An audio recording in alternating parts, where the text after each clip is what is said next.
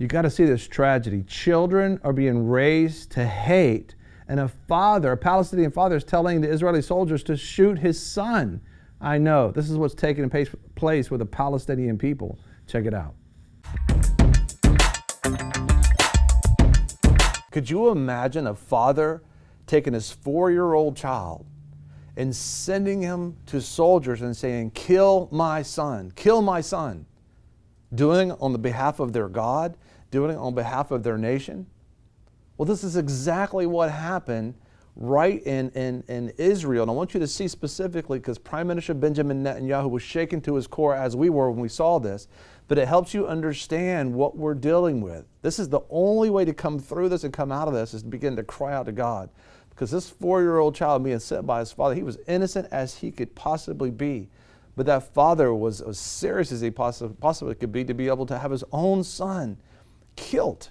As a matter of fact, I want you to take a look. This is Prime Minister Benjamin Netanyahu, the Prime Minister of Israel, talking about this horrific incidents in Israel. Let's take a look. I've just watched a video that shook me to the core of my being. In just a few seconds, it shows why our conflict persists. So here's a short snippet. A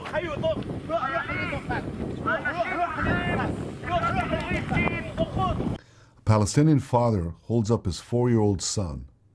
He pleads with Israeli border police to kill his own child. He shouts, "Shoot this little boy," his boy. He pushes his young son forward towards the soldiers and screams, "Kill him! Shoot him!" The boy pauses. He's scared. Any child would be. He turns back, looking at his father for guidance. With his shirt tightly tucked into his bright red shorts, the boy ambles forwards towards the soldiers. One of them extends his hand in friendship. The boy gives him a high five. It's hard to make a 4-year-old hate. Imagine your own child at that age. Think of his smile. Imagine her laugh. Picture the unrestrained joy and innocence that only a child possesses. Encouraging someone to murder a child, let alone your own child, is probably the most inhumane thing a person can do. What did this child do to deserve this? The answer is nothing. He's innocent. He should be in a playground. He should be in the sun, laughing with other children. Sadly, this father's crime is not an isolated example. In Gaza, Hamas runs summer camps that teach children to value death over life, suicide kindergarten camps. The Palestinian Ministry of Education in Ramallah recently organized an event for students to honor terrorists who murdered 3 civilians. 2 weeks ago, the Palestinian Authority's official newspaper praised teenage terrorists and wrote that death as a martyr is the path to excellence and greatness. That's a direct quote. Palestinian and Israeli children deserve better. They deserve to live. They deserve to live in peace. Children are not cannon fodder. They're the most precious things in the world. They're the most precious things we have. I'm sure Palestinian parents, many of them, are as outraged as I am at this video. And today I appeal to every father and mother around the world. I ask you to join me in calling for an end to this abuse of children. The Palestinian leadership must stop encouraging children to kill. They must stop encouraging Palestinian parents to call for the death of their own children. It's horrendous. Peace begins with respect. If parents don't respect their own children's lives, how will they respect the lives of their neighbors? We must love all children. They should never be pushed to violence or hate. Join me in educating all children for peace. Does that not break your heart? This is happening right today. This is what's happening today. I mean, look at this boy, this young 4-year-old boy, being carried by his father, sent to go, and he's saying, "Kill my son." Do you know that the reports are that they pay, if that child was to die at the hands of an Israeli soldier, they would call that child a hero. The parents and the family would receive money from the government for the rest of their lives. Did you know that our own president has gotten an agreement and gone, as you can see right here, he's gone over there with that is the leader of the Palestinian people, Hamas, of Abbas. And it's like, why would we support a government like that? I want you to see what President Abbas is saying, talking about those summer camps. I mean, you think about the summer camps, you think, what do they look like? Well, we have exactly what they look like. This is what the children hear as they grow up in the Palestinian gathering areas. Take a look. I am the Palestinian child. My toys are the rock and the rifle. My friend, do you know what the 48 lands are?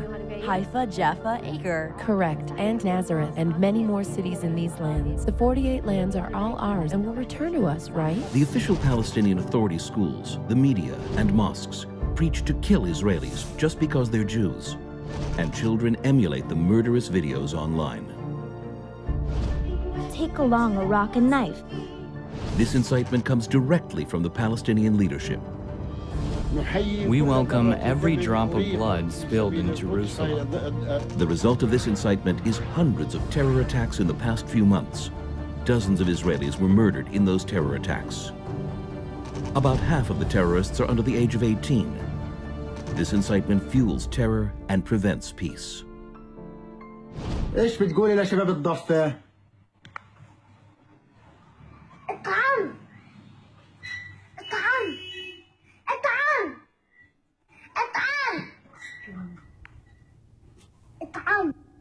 Tragedy.